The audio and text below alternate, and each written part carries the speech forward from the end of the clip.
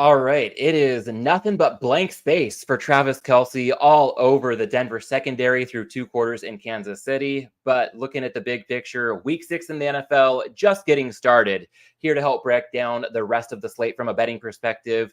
Honored to be joined this week by G-Stack George Tsilfidis. George is a pro bettor. You've heard him on the show before if you're a longtime listener. He's also hosting not one, but 2 shows this NFL season. 90 Degrees, as well as Forward Progress. You can find him on Twitter at George Tsilfidis. That last name is spelled Tsilfidis. George, welcome back to Props and Hops. I think I'm going to learn soon whether this is either the best time or the worst time to have you on the show as a Dolphins fan. Miami sitting at 4-1, favored by almost 2 touchdowns this week and looking absolutely unstoppable. Oh, yeah. I'm in the greatest mood I've ever been in. This is a season like no other. Matt, I have not seen a top 10 offense, let alone the number 1 offense, since Dan Marino retired. So this is brand new territory for me.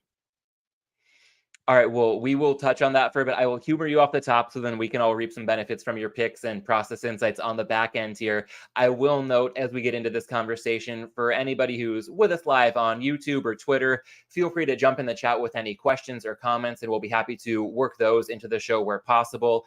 And George, I would like to use your Dolphins fandom as a jumping off point for this conversation in the sense of how that can affect things being both a fan of a team and a bettor.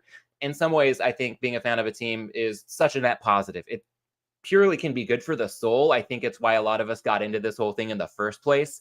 And I think it can also be really valuable to gain knowledge, and following a team closely can help to be early to uncover some really valuable insight.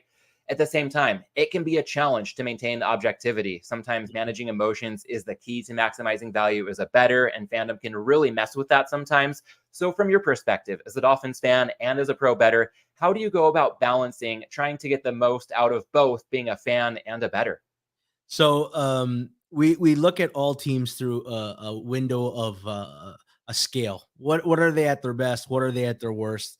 And some teams have a thinner margin, and some teams have a wider range of outcomes. And oftentimes, you decide where on that scale you view the team at the moment. Um, with your team, you tend to lean to the optimistic side. Almost always, it's inherent. So in the past, I hadn't bet Miami, and a conversation with Cleve TA actually changed my mind because he is not like he's not reluctant to bet against Cleveland and give out games whenever he thinks Cleveland's in a bad spot. And I asked him straight up, I said, how do you get yourself around that mental situation? And he told me, you know the team better than most people because you follow them more intimately. You follow the beat writers. You understand the sentiment. You hear all the coach interviews. We don't always get to hear everybody that speaks at a podium for each team, and sometimes you pick up on some little things that lead you in a direction. When he told me that 2 years ago was the first time I said, okay, you know what? I'm going to start betting on and against my team. Here's how I split the emotional balance of it, though. I always cheer for my team. Doesn't matter if it's counterintuitive to my bet. Now, I'm fortunate where Miami's pretty good now, so oftentimes we're favorites. So there's a level of if I bet against them, I can still be happy both ways. Usually in the past we were dogs, so I married my emotions to the result. But I cheer for my team as a fan, and then the money's in the back of my head. And if my team loses and I happen to have bet against them, it's a nice consolation prize. The best is when you bet on your team though, and they make you money, and it's like Yahtzee. You got every emotion going. Yeah, it can be the best of all worlds or sometimes a little bit of emotional hedging going on. But if we look at the bigger picture across this week's slate, probably not too much emotional hedging for games not involving your Dolphins. George, I'd love to dig into a side on which you see value this week. And to tee that up, we'll bring the Malinsky minute to the forefront here because I know your side involves the Colts Jaguars game this week. Yep. And I think this game has a situation that people who are fond of Dave would call the Malinsky special, oftentimes across sports, fading a team returning from a long road trip. And there's a human element there, reacclimating to a routine and some family and life obligations. I feel like the Jags are the poster child for that situation this week. -4 hosting Indianapolis. The Jags, of course, spent the last 2 weeks in London. And on one hand, I can hear Dave advising to take the 4 points with Indy because there is that subtle situational spot. Maybe not so subtle with the amount of talk it's getting this week in the sports media verse, but that Jags travel situation could be a major factor when we look at the point spread outcome in this matchup.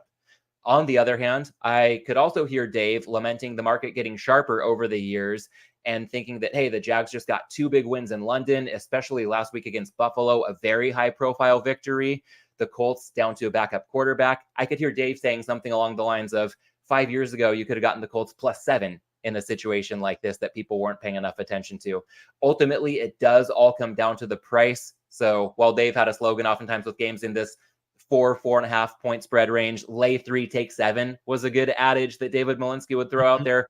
George, I know this spread is not in no man's land in your book. So where do you fall in terms of this line at Jags -4 hosting the Colts? Okay, so obviously this is the angle spot, and the one thing I don't do, I don't play an angle blindly. It needs to still, correlate with my numbers or how I see the game script playing out. Some people will play an angle blindly. I don't do that. So when I start to think of the game, I make Jacksonville -3.5 in a vacuum, not considering that they've spent 2 weeks in London and have adjusted their body clocks, and they're getting back home, and now they've got to go through, first of all, the life process and getting back used to it and change your sleeping habits and your patterns again. Once I factor in that, and I've already got 3.5 as what I believe is the true value of the line. Okay, now the angle correlates with the number. Then I start to look into, okay, what are the things that we're watching for? Well, the Colts are starting to get healthy. Bernard Raymond, Kwity Paye both practiced in full. They're both in concussion protocol, but they're on track to pass the protocol by the game. Shaq Leonard practiced in full, and he missed last week's game. The only concern is Braden Smith was limited, but nothing leads me to believe he's not going to play. For the Jags, right now they're having a guard issue. Walker Little hasn't practiced. Zay Jones hasn't practiced. So from an injury standpoint, Indy is healthier in this spot. So let's talk about the teams, because they're both 3-2, but I happen to think they're both not as good as their record says. Both teams have been like fortunate in the turnover department. They're +3 and +4, and yet they're only a +5 and +3 in net points. Both have negative net yard per play differential. Both are negative net yards per drive. There's not much separating these teams. Both have good run defense and not the best run games. Although Indy finally broke out last week, and what I saw on film, and it wasn't just Anthony Richardson, even when Gardner Minshew came in, they started to blow Tennessee off the ball, off the trenches. Oftentimes, the running backs were getting to the second level without getting touched.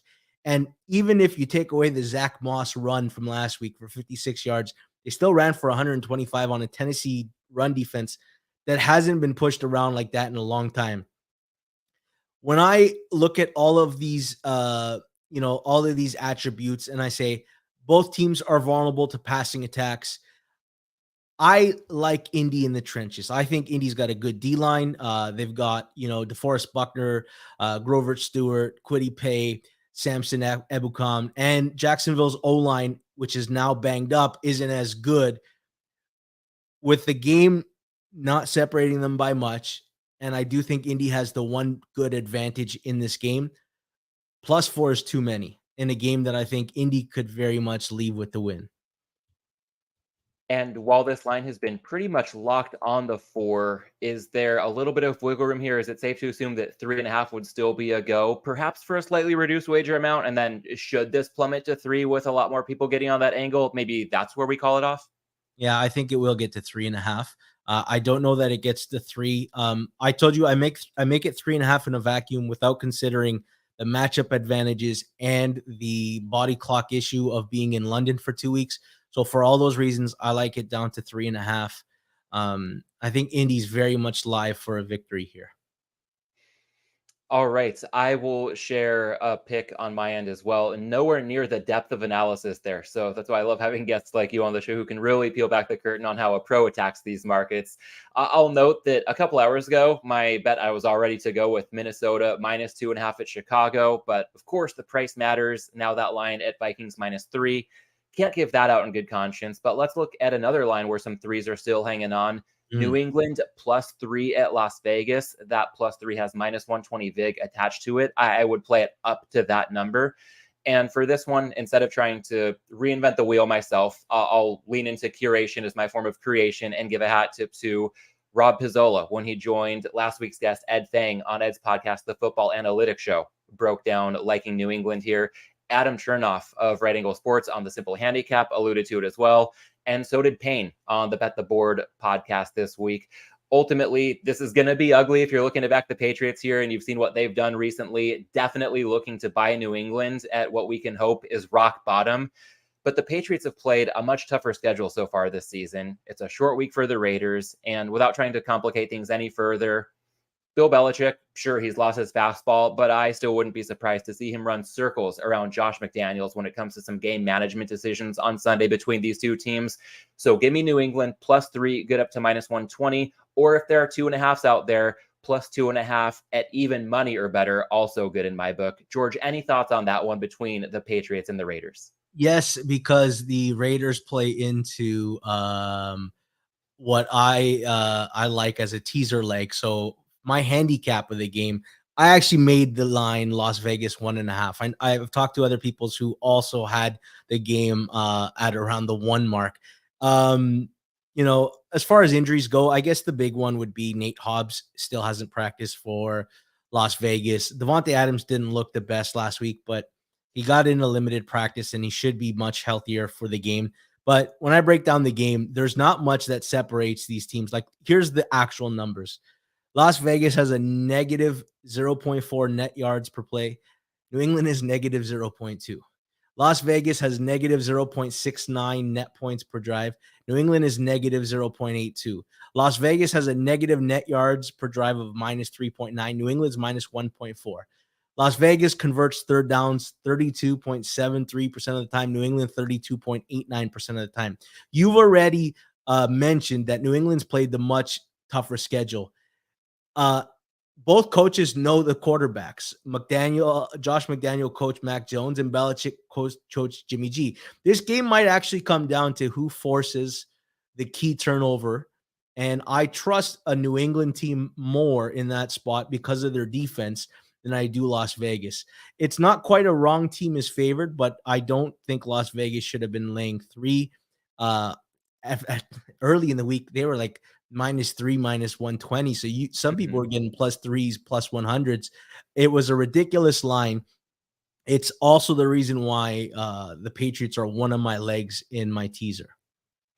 All right, well, let's get into teasers. And I'll note to kick off this segment that last week, I think any teaser leg that flashed at any point all week ended up coming through. And there were 8 legs by my count that flashed at some point last week, including both teams in a couple of games. You could have taken Tennessee early in the week, Indianapolis late in the week, Las Vegas early in the week, and Green Bay late in the week. It's almost never that easy, but I will note that 5 weeks into the season, the market is getting more efficient as the season progresses, and market efficiency definitely advantageous for teasers, which are inherently bets against variance, looking to keep games close to the point spread as it's lined. So, George, we can get into teasers here. I think it's safe to say for both of us that a couple hours ago, kind of like my side with Minnesota falling by the wayside, given the nature of the timing of the show, San Francisco was probably going to be a favorite leg for both of us. Now they're out of range, looking at the standard 6-point teaser crossing through 3 and 7. But we do still have 4 matchups that fit that classic model. And I will note that those are Washington +8.5 at Atlanta, Seattle +8.5 at Cincinnati, Houston +7.5 hosting New Orleans, and my Chargers +8.5 hosting Dallas. George, when it comes to your top teaser of the week, it sounded like you might go outside the box a little bit and look New England's way as well. Tell me if I'm correct there, and where else you're looking to go to round out a teaser on the Week 6 slate. Yes, I people say you don't tease from 3 to 9, right? But this isn't a real 3. This is a 3 -120 at this level. There's 2.5s everywhere. It's more of a 2.75 in market. And this line is going to close under the 3, full blown under the 3. I don't mind teasing the Patriots up to 9 from 3, because when it comes to a teaser leg, they don't factor in the fact that the 3 is actually a minus 120. So you're still getting, at some books, you can still get a minus 110 on a 2-team 6-point teaser. So that doesn't bother me, especially for a game that I think will continue to move down in New England's direction. So I don't need to wait to see New England go 2.5 across the board to tease them up to 8.5 when I can tease them up to 9. So they're definitely a leg. And I believe this is the gray area where it's not traditionally going through the 3 and the 9. But I think it is when you consider the fact that this thing will land under 3 by kickoff on Sunday. The other leg I like is Houston, taking them up from 1.5 to 7.5. First of all, I am high on Houston. I have been in the offseason. I really like this roster. The one downside is Tank Dell is in concussion protocol, has not practiced, and if I had to bet, he will not play the game. But their O-line is getting healthy. Josh Jones is back, and Titus Howard returned last week, and Laramie Tunsil is limited, and I'm holding out hope that he will be available. This is how close I have both these teams. Houston has net 0 yards per play. New Orleans is net minus 0.1. Houston's a net positive 1 yard per drive. New Orleans is 2.6. And Houston scores a net 0.15 points per game. New Orleans 0.19 per drive. Like, neither team runs the ball well, but both are decent at defending it. Houston has a better passing attack, but the worst pass defense. I like when I'm teasing a leg, when I can't figure out the side, when I believe both teams are very fairly close together, as opposed to games where there's a lot more variance in, like, say, a Washington, Atlanta, or a couple of the other legs. I like taking Houston up through the 7.5, and I like pairing it with the Patriots here. Building on that last point, when I see a few teaser legs as possibilities, I try to go through a process of elimination, and I see Washington shaded a bit toward the 3, not having that full clean cross through the 3 and the 7. Also, to your point, variance with Sam Howell. It's Yes. 5 weeks into the season, but we still know a lot less about him than we do about a lot of other offenses across the league. So I'm going to cross Washington off the list. Similarly, Seattle, their game against Cincy shaded toward 3 for the Bengals. Joe Burrow looked a lot better last week, but we still don't know a ton about his health, so I see some added variance there. So I am going to say, since I am taking the points with New England in a straight wager, I'll side with you on Houston as a leg in this teaser, and also round it out with the Chargers plus 8.5 hosting Dallas. I'll note that Houston does fit the model, but our good friend Sharp Clark, who does great work with you on Tuesdays, correct me if I'm wrong, I think it's your Tuesday Yes. show. He mentioned on, I think it was the Move the Line podcast that he also does, that he's looking the Saints way in an alt line. So that does give me pause if I'm looking to tease the other way. If he's looking at an alt line, then he sees some variance and he has a great process. So I'm not going to unload here on the Texans, but I do think they are the next best fit on the board to pair with the Chargers. And when I look at the Chargers-Cowboys leg, Chargers plus 8.5 at home, although it's going to be a Cowboys-friendly crowd on Monday Night Football, we can bet on that. There was a really interesting article today by Steven Ruiz in The Ringer, and he made the point that the Dallas offense is broken in some ways. Mm-hmm. It stems from the Cowboys in the offseason parting ways with Kellen Moore, ironically now the Chargers offensive coordinator, and Mike McCarthy taking control of the offense and really reining things in with the goal of limiting Dak Prescott's interceptions. Yeah. And in a sense, you could say it's working, because even after a 3 interception game on Sunday night in front of the world against San Francisco last week, Prescott's interceptions are down so far this season, but there have been some unintended consequences, limited explosiveness in the Dallas offense, a lot more predictability, a much lower ceiling on their production at the end of the day.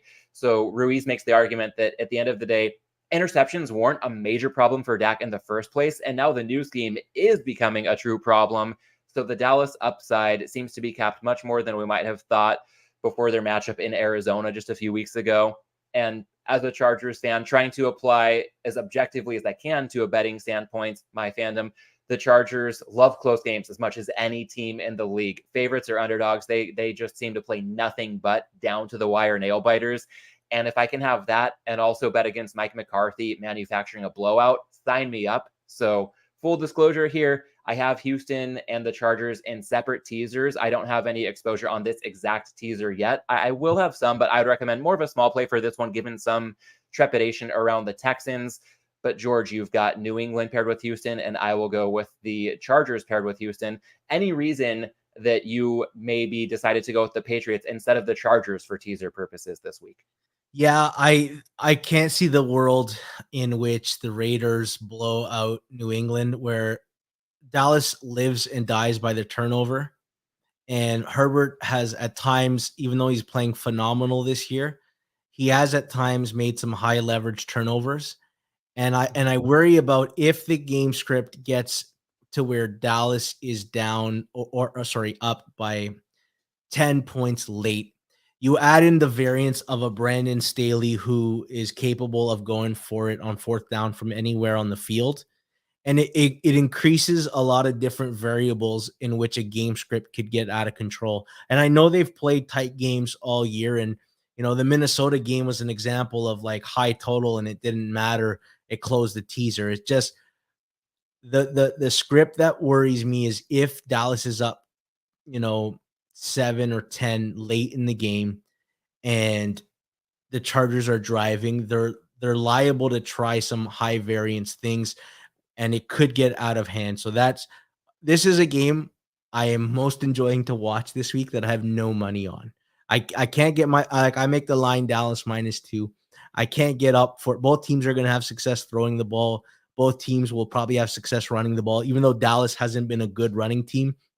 They got a healthy O-line this week, and the Chargers, they're still missing pieces, and Bosa is not practicing yet, and Aloy Gilman, the safety, is not practicing yet. The Cowboys have lost Leighton Vander Esch to the IR. Damone Clark is an injury to watch.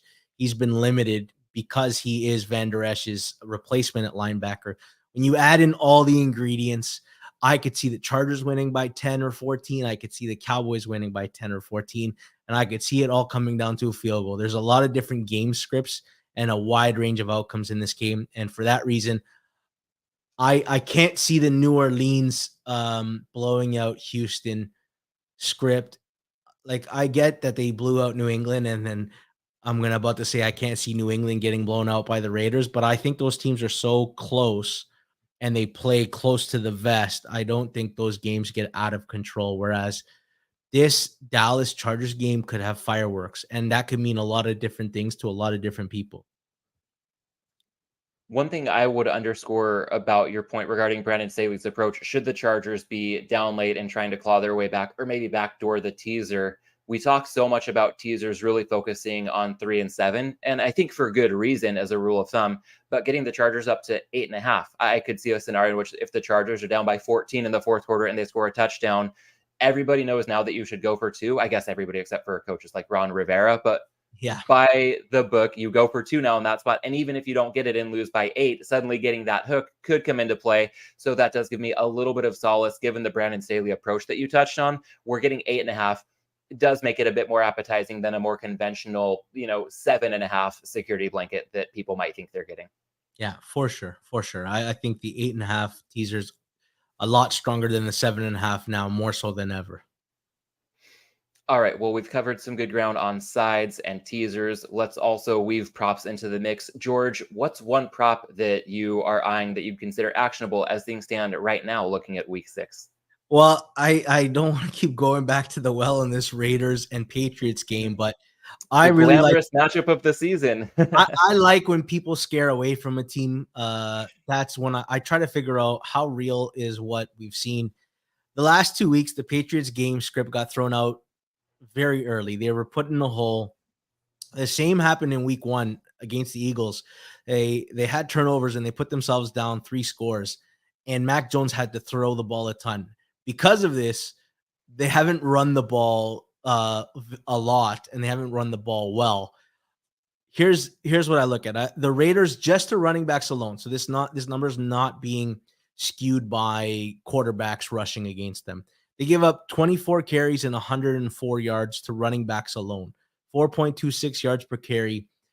So far, the Patriots have played 4 top half run defenses, including the number 1 run defense according to DVOA.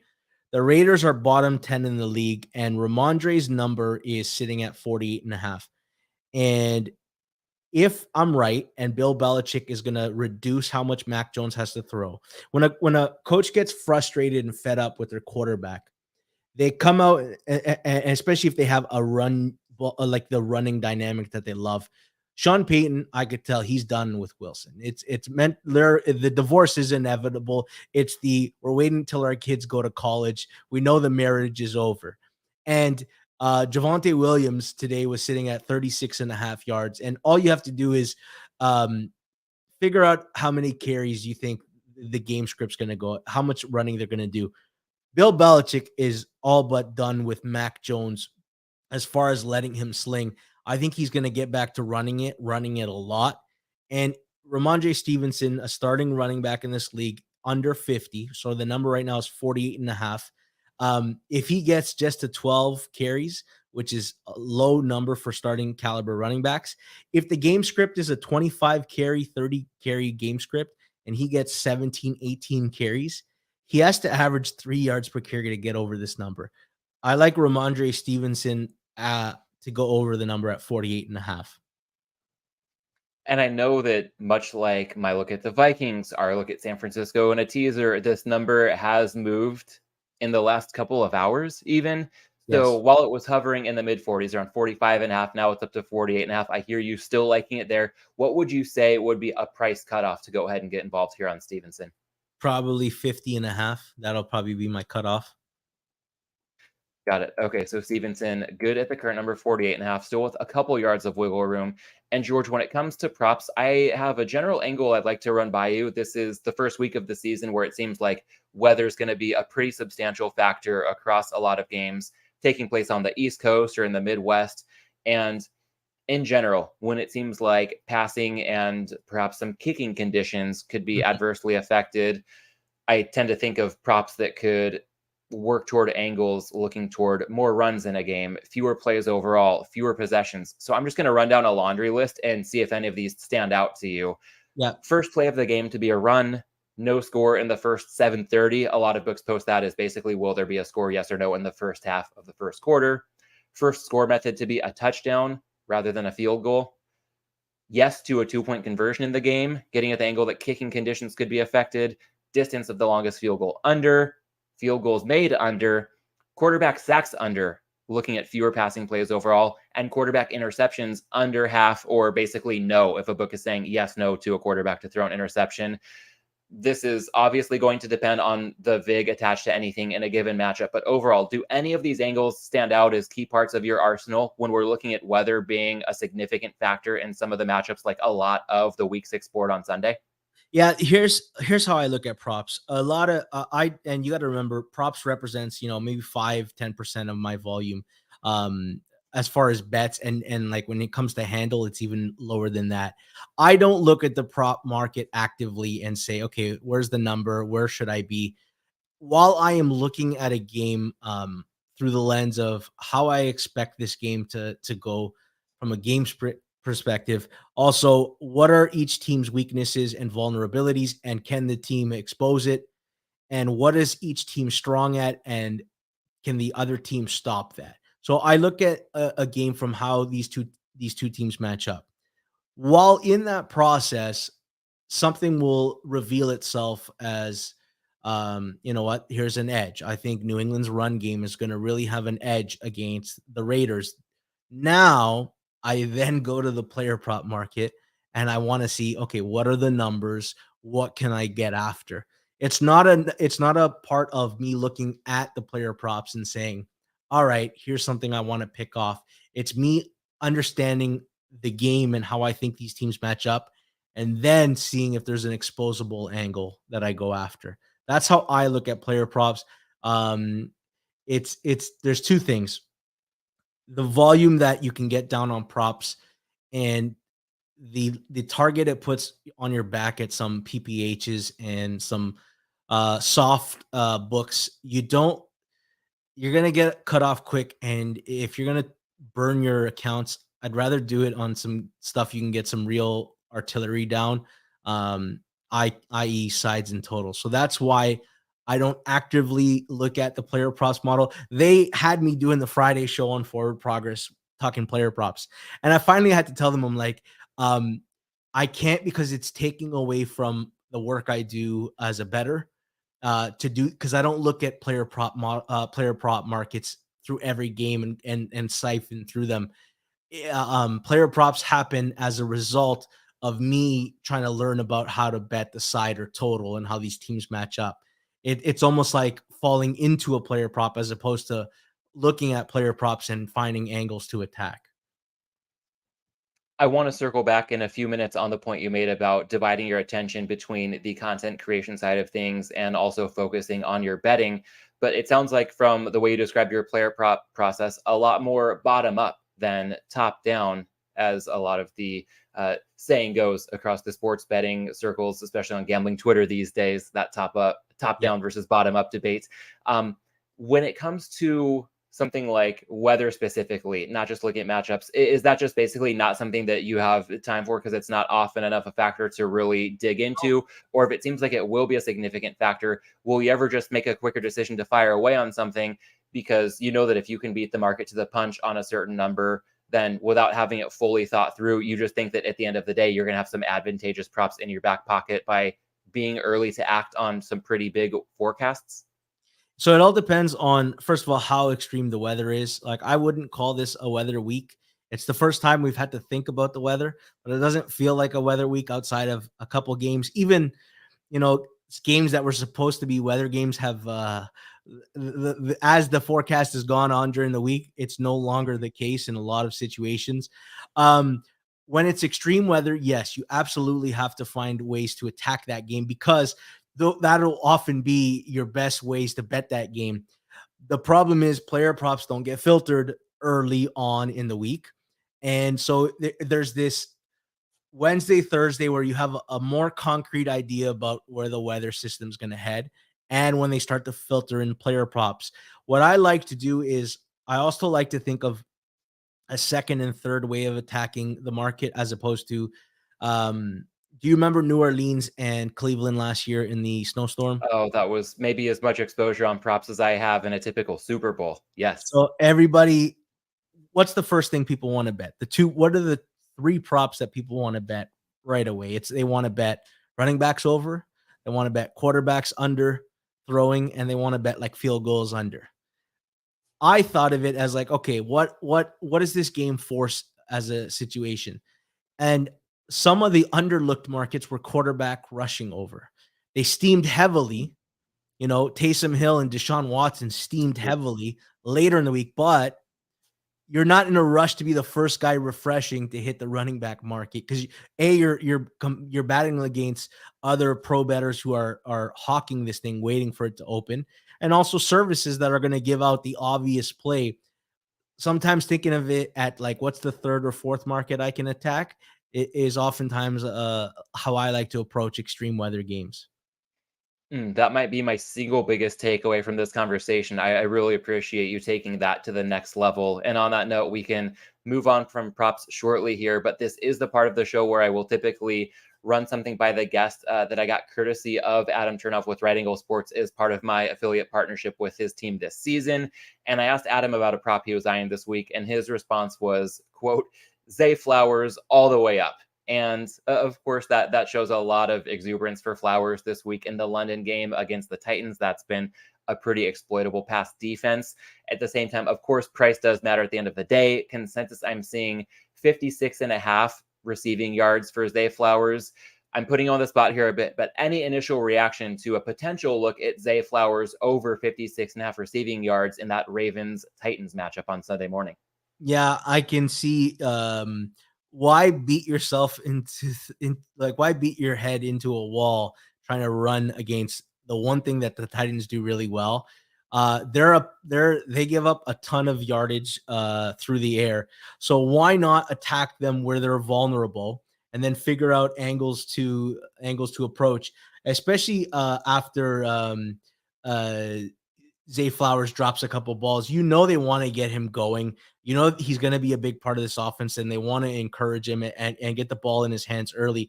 Like, they give up 240 yards a game, and honestly, that number has been helped out in the last recent weeks because almost everybody was throwing for 300 for them in the beginning of the game. So I can see why attacking this pass defense with player props makes a lot of sense. I haven't gotten to that yet. I have not looked at, because the problem I have with Baltimore and thinking of an angle is I don't know who they like on any given day. I don't know who their preferred option is throwing the ball. But yes, Zay Flowers, it feels like a good number. All right. And I think that your handicap, there's a lot of validity there. I also will note a comment we're showing on the screen here from Dan Rivera. And first up, Dan, welcome to a live show. I think the feedback I've typically heard from you is that this is often a soundtrack to your workouts, which I appreciate as somebody who also works out to some of my favorite betting podcasts. So maybe you're working out. Hopefully you're enjoying this one regardless. Thanks for catching us live. Two groups you commented have hit Flowers over already. And that's certainly a factor here too. The handicap can make all the sense in the world, but at the end of the day, it's trying to make sure the number is still a fit. And maybe we're getting close to a cutoff if we haven't surpassed it already. But I think that based on what George has shared, what I recently got from Adam, I can see the case for Flowers over still at this point, but it's not a case where there's a ton of meat left on the bone if others have already gotten to the party a good bit earlier. I also like Matt. I like to hit player props that people aren't thinking of. There's the prominent markets that people are looking at, but a couple of weeks ago, I was breaking down the film of Washington and Philadelphia with Clark, and a couple of weeks before that, we were breaking down the Washington and Denver film, and I wrote down two notes, and I wrote Washington's screen game looks good. They just don't do it enough. So there's a note of me making a note of like whenever they run it, it's been successful. At that point, Sam Howell was like 14 of 15 hitting the screen game. Um, they also were playing last week against Chicago, who like gives up 60 yards a game to running backs alone catching the ball. Their linebackers don't do a good job covering running backs. I looked at I said, okay, everybody last week was talking about Brian Robinson rushing over. And I ran this thing by Hitman. I said, I kind of like the Brian Robinson over 7.5 receiving yards. I know Antonio Gibson has tended to be the pass catcher, but Brian Robinson is getting a larger target share. They love him. And 7.5 is egregious. It's one catch, right? One catch, you can get there. So there's a market that not everybody's looking at. Whereas, like, okay, Zay Flowers or Jamar Chase or Travis Kelce, everyone's looking at those markets, and I'm not hawking them, refreshing them. So I don't know. I don't come in at the best times. I don't want to believe that I have unique numbers that nobody else has. So I like to go a little bit more obscure, off the rails with player props than hitting the ones that everybody wants to bet.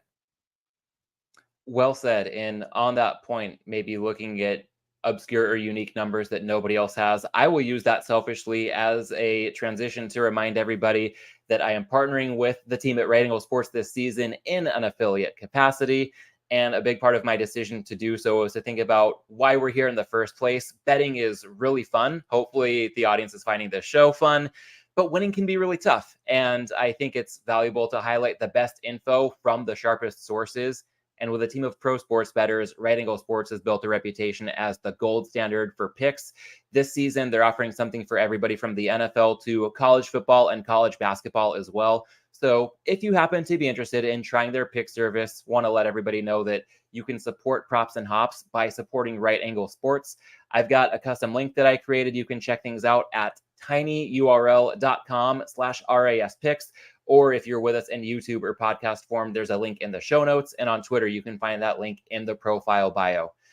George, a lot of ground on picks. We'll get to some process angle shortly as well. But first, a rapid fire recap of what we can consider the Props and Hops Week 6 portfolio. Sides, George is on Indianapolis +4 against the Jags. Consider that good to +3.5. I'm on Minnesota. I was on Minnesota. I'm on New England +3 -120, good down to +2.5 at even money. Teasers, George is on Houston +7.5 hosting the Saints, paired with New England +9 at Las Vegas. And I am also with Houston in a teaser, pairing them with my Chargers +8.5 hosting Dallas on Monday Night Football. From a prop standpoint, let's consider one official for show purposes this week. George's look at Ramondre Stevenson over 45.5 rushing yards. Consider that good up to 50.5. You can still get 45.5 at one regulated US book that's pretty prominent. Plenty of 48.5s out there, so consider those good as well with a little bit of wiggle room. George, I feel like much more so than I could have possibly imagined, we're going to have to be watching Patriots Raiders with perhaps some sweats on an awful lot of bets in a pretty ugly matchup. I love the ugly matchups. I live for the matchups that nobody else wants to watch. And with that kind of mentality, I think that lends itself to getting some visibility into your process at a deeper level. You are a pro bettor, you're the host of a couple of shows, and I know that you've done a great job growing your profile as a content creator. I've got to imagine that your bandwidth is at quite a premium these days. So, aside from my gratitude for you taking time to do this show, I'm really curious how you go about both the betting side of things and the content side of things at the same time, trying to give each of those areas the focus they need to make sure that you're not compromising too much on quality. Yes, and I had to scale back. At first, I took on 3 shows on Forward Progress, and I had to scale one back because it didn't it didn't overlap with my process. So the important thing for myself is content that I do the work anyways for my own betting, and it just happens to be something that I can cut a camera on and talk about. So when I do the Monday show, I'm talking with Suma and Cleve TA, and we're messaging throughout the morning. I actually send them a message in the group at midnight every night on Sunday night of here's all the injuries that happened this week, and we need to watch out for guys who didn't dress, they were inactive due to injury, or guys that got hurt in the game. So it's already work I'm doing Sunday evening, and that helps. And we're doing takeaways, discussing games we watched and what injuries are impactful, and then where the market's going to move. And I also watch film. So Tuesdays, Clark and I take a deeper look into like the film and what we saw and like the intricacies of a game that don't show up necessarily on the scoreboard. So these are things that I do for myself anyways. So it's been good. The tough thing is an hour before the show, your mind starts getting into show mood, right? You're doing your final notes, and then the show itself is an hour. You're away from the screen for a few hours, so that's difficult. If you work with a partner, it helps because they get to pick up the slack during that time. If you don't, it could be very difficult to step away and do shows in the middle of the day. The thing that's difficult is I also record a podcast called 90 Degrees on the Circles Off YouTube channel. And that stuff, I have to research the guest. I have to come up with questions. The interview itself's an hour because I love to talk.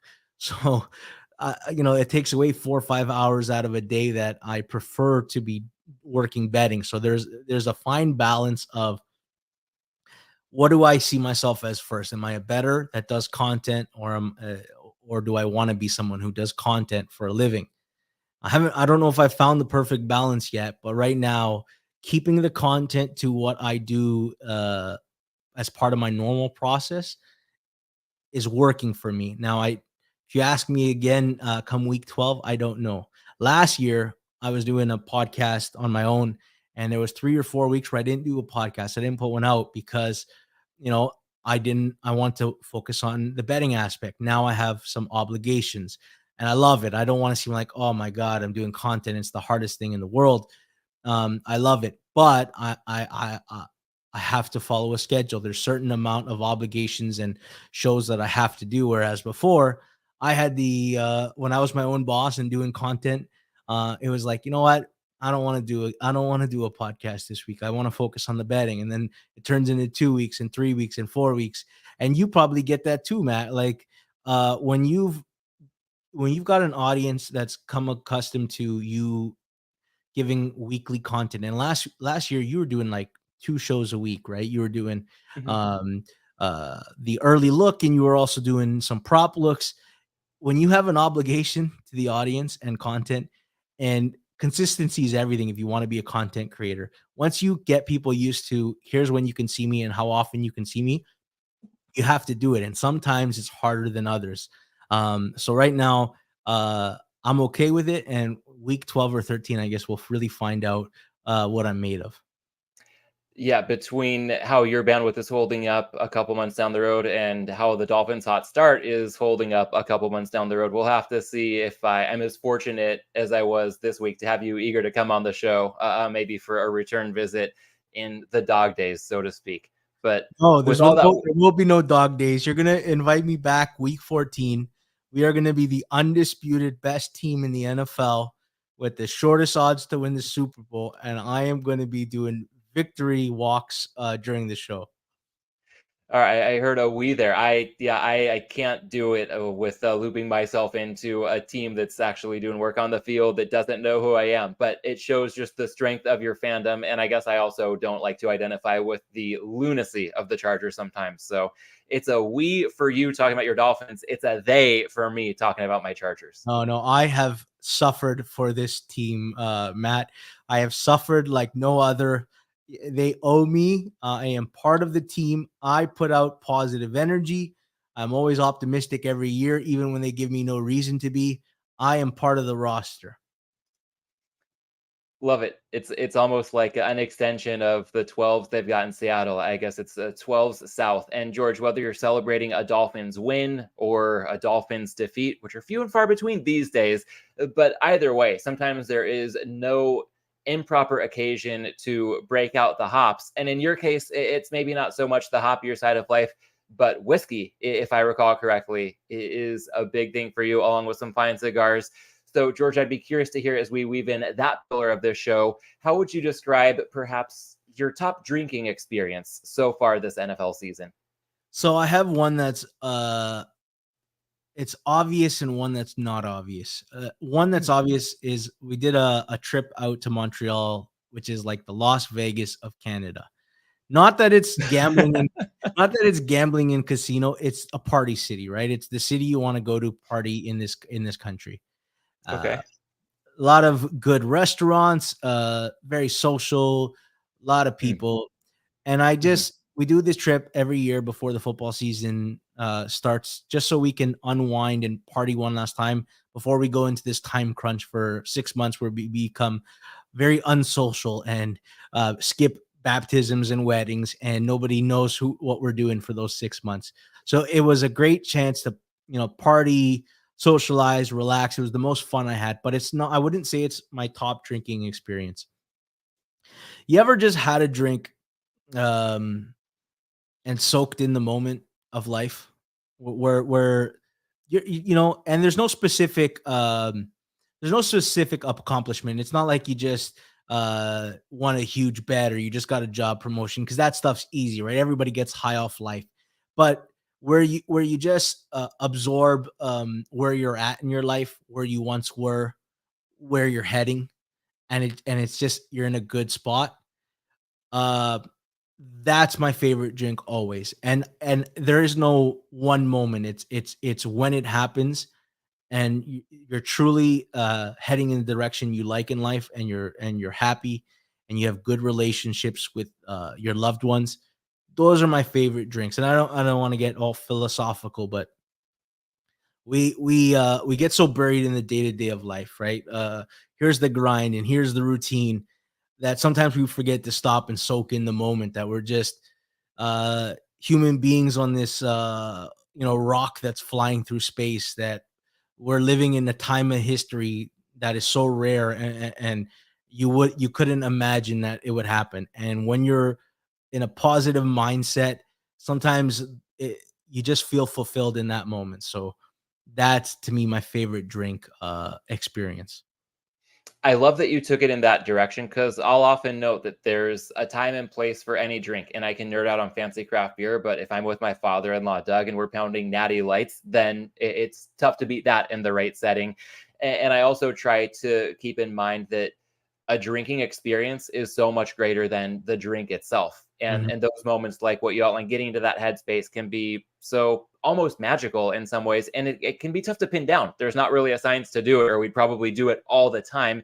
It can almost literally feel like lightning in a bottle, so to speak. So is there anything, knowing that you can't just make it happen, part of flow or getting to a certain mindset, part of the allure of it is that it can't be forced, but is there anything that you generally try to do to increase the frequency of moments like that where you just feel like you're in the proper headspace, or is it just kind of a random byproduct of just going through the grind and just embracing it whenever it happens to come up from time to time? I truly believe we're beings that live off energy, and the more positive people you have around you, the more positive your mindset's going to be. I cut off negative people. If you know, when you hang out with somebody and it's a pleasure every time you talk to them or every time you see them, you feel good, and then there's others who it's just a complain-a-thon, and I try to limit my interactions with those people. Even on social media, people can be mean-spirited and assholes, and it's not about you. It's mainly a reflection of how they feel about their own life. Just mute these people. Don't even, when you don't see it, it doesn't affect your mindset. So I just, in general in life, have tried to um keep positive people around me, try to keep in a positive mindset as much as I can, and cut out the negative. And it's worked for me. There's times where it doesn't work. But I find that that works the most. And you know what? The hardest thing is sometimes it comes through friendships that you just, it's not that you want to give up on them and never want to be there for them in the future, but if you limit your interactions with them because it negatively affects you, you'll be better off in life doing that. All right. Well, there is some insight that can apply well beyond the scope of week 6 in the NFL as we start to round the corner on that note. A quick ask to the audience. If you're still with us, then that's a pretty clear indication that you're enjoying the conversation. So if you're with us on YouTube, would appreciate if you could take a quick moment to like this video, subscribe to the Props and Hops channel. For those with us on Twitter, if you could like this post, repost it, follow George at George Tsilfidis, the show at Props and Hops Pod, myself at Lay of the Landis. That would be much appreciated. For those of you with us on podcast form, which is going to be the majority of the audience, if you could take 5 seconds to leave a 5-star rating on Apple Podcasts or Spotify, that would be awesome. Also, feel free to subscribe if you haven't done so already to ensure that new episodes will automatically appear in your podcast feed. And last but not least, however you're listening, a friendly reminder, you can support this show by supporting Right Angle Sports. You can check out my custom link, tinyurl.com/raspicks. On YouTube and in podcast form, that link is in the show notes. And on Twitter, that link is in the bio. George, it's been a blast having you on the show again. We'll go ahead and wrap up by reminding people they can follow your work with Forward Progress and the 90 Degrees podcast on the podcast platform of their choice. Also on Twitter, once again, at George Tsilfidis. That's Tsilfidis. George, want to thank you for your time and insight. And I will note in closing, I do have a flyer on Mike McDaniel to be Coach of the Year. So with that ticket in pocket, at least in some sense, I'm along for the ride with you as far as your Dolphins are concerned from here on out. There's plenty of room for you on the roster. I want you calling the Dolphins a we by the end of the year, Matt. Oh man, that is a minus a million chance of that occurring. But Don't nevertheless, if McDaniel cashes, no don't complaints. take week one personally. We owed you from the whooping you gave us last year.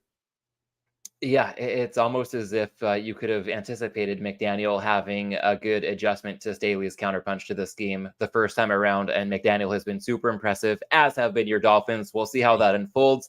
We'll check back in on them and your state of mind later on this season. For now, thanks again to George, and thank you to everybody tuning in, watching this show, listening to the conversation. Really appreciate your time. Enjoy what's left of the fourth quarter in Thursday Night Football with the Chiefs looking to shut out the Denver Broncos. And best of luck beyond tonight through all of the Week 6 slate in the NFL.